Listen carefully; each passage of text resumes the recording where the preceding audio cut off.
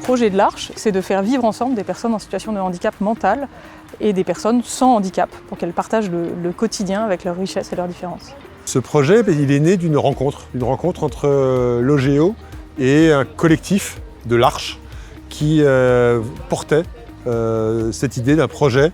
C'est vraiment un habitat producteur de liens, c'est-à-dire c'est un habitat un habitat inclusif.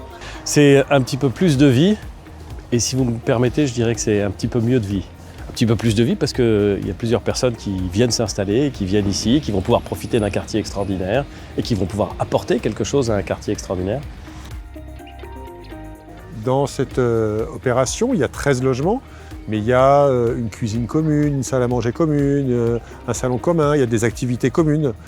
C'est aussi la volonté d'avoir une maisonnée qui est ouverte sur le monde, dont les habitants cherchent à vivre tous les grands moments de cette ville. Créer de l'habitat, c'est pas faire une barre, puis une autre barre, puis une troisième barre qui ressemble à la deuxième, puis qui ressemble à la première. C'est essayer de trouver les solutions adaptées à un quartier, à une époque, à un problème. On n'est pas sur le logement seul, on est vraiment sur l'expérience d'habiter quelque part. C'est de l'accompagnement, parce qu'il y a des personnes qui vivent ici aussi pour accompagner les résidents qui sont en situation de handicap et qui ont besoin effectivement de cette présence. À l'Arche, nous avons à cœur de permettre aux personnes en situation de handicap mental de vivre au centre de la ville pour pouvoir partager leurs talents, partager leurs richesses avec l'ensemble des acteurs de la ville. Et au fond, on fait beaucoup de discours, mais vous savez, il suffit de voir les sourires, il suffit de voir la solidarité qui se crée ici et l'envie et la joie pour savoir qu'on peut beaucoup parler, il suffit de regarder, ça marche. Ici, je viens aider les jeunes à prendre leur envol, à être autonomes. Ce qui me plaît, c'est que je sois libre. Donc j'ai mes aides à domicile qui sont là aussi pour m'aider dans cette voie-là.